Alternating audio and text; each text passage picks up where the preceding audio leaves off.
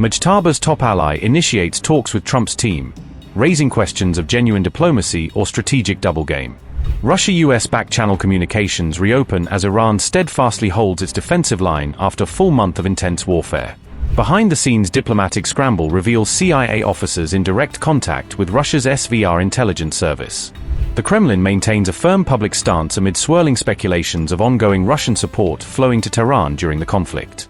Mutual accusations intensify as Iran's precision strikes continue rattling key U.S. military assets positioned throughout the Gulf. After a month of war with Iran, a Russian intelligence agency is now in contact with the CIA over the evolving conflict, according to reports. The head of Russia's Foreign Intelligence Service, SVR, Sergei Naryshkin, confirmed the development in a statement quoted by Russian outlet RIA Novosti. "Yes, we maintain contact with the Central Intelligence Agency," Naryshkin told Sputnik, describing the line of communication as part of ongoing professional dialogue. The admission comes amid growing accusations that Russia is actively supporting Iran through intelligence sharing and other forms of covert assistance. Earlier, the Wall Street Journal reported that Putin may be helping Iran's commander Mujtaba with satellite imagery, intelligence, and technical support.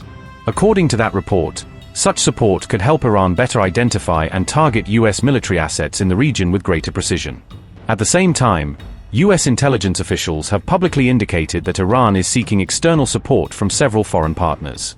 CIA Director John Ratcliffe claimed Iran requested intelligence assistance from both Russia and China, although he stopped short of confirming whether it was provided. CIA Director John Ratcliffe claimed Iran requested intelligence assistance from both Russia and China, although he stopped short of confirming whether it was provided. Similarly, Director of National Intelligence Tulsi Gabbard declined to confirm specific reports of Russian assistance during a public congressional hearing. However, she hinted that even if such support is being provided, it has not yet fundamentally altered Iran's overall military capabilities.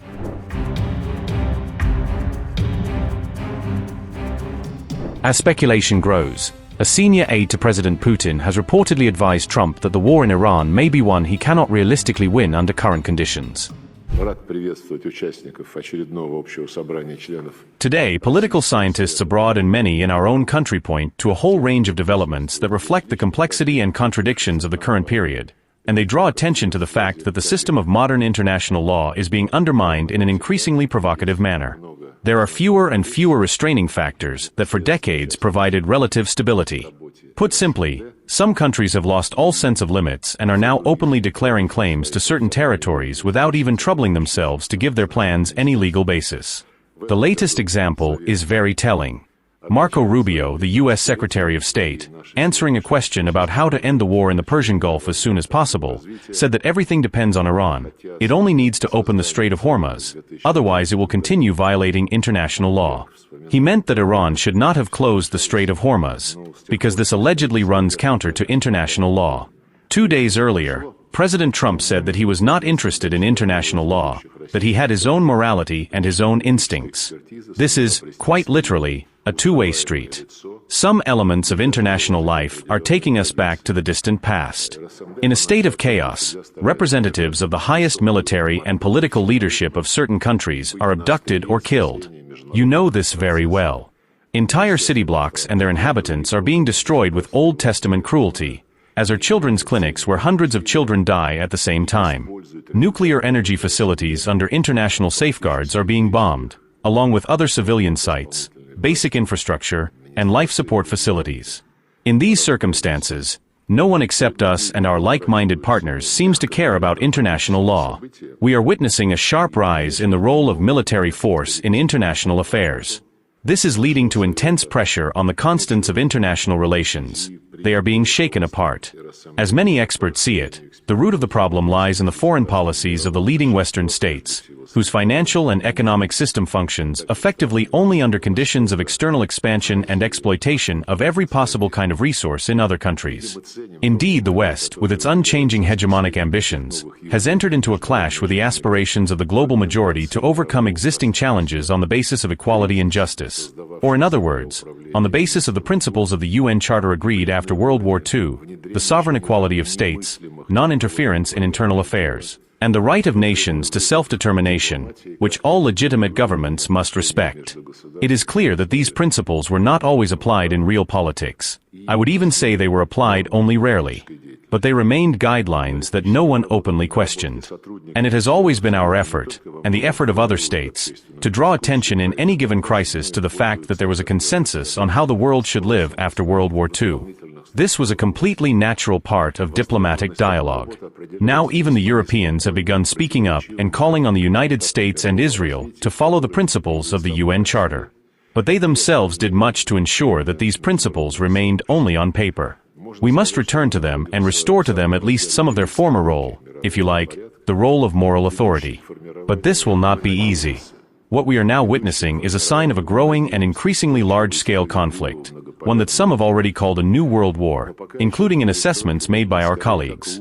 In fact, not only Russia and China, but also other states, BRICS, the SCO, and in general all more or less independent centers of power and development, are becoming objects of aggressive confrontation by those who are accustomed to living at others' expense and feeling like hegemons.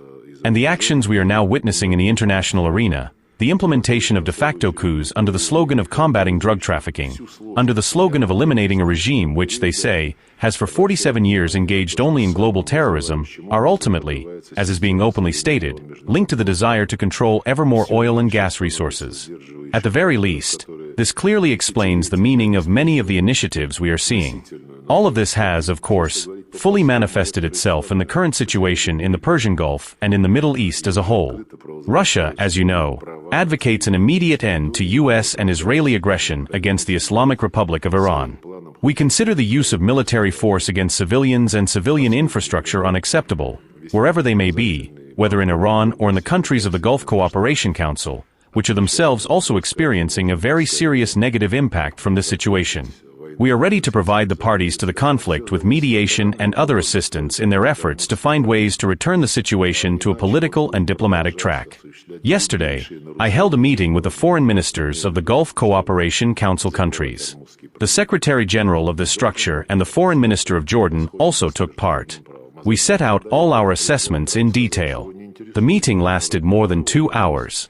And we recalled the concept of collective security in the Persian Gulf region, which presupposes full normalization between Iran and its Arab neighbors.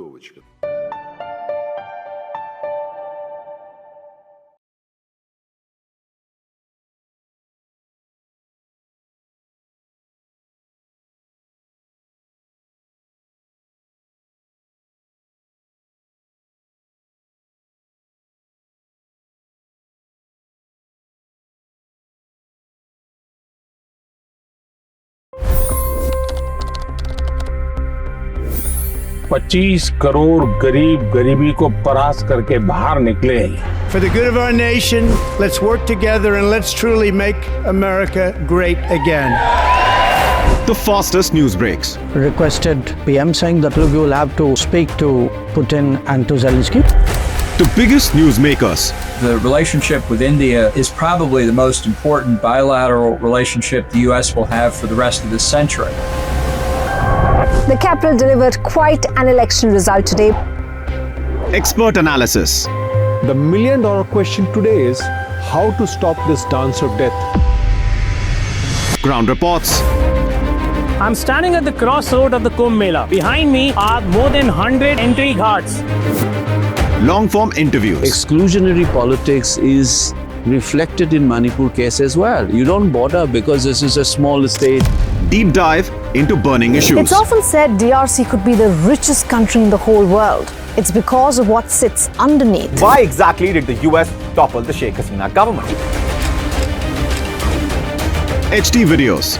We don't just break news, we break it down.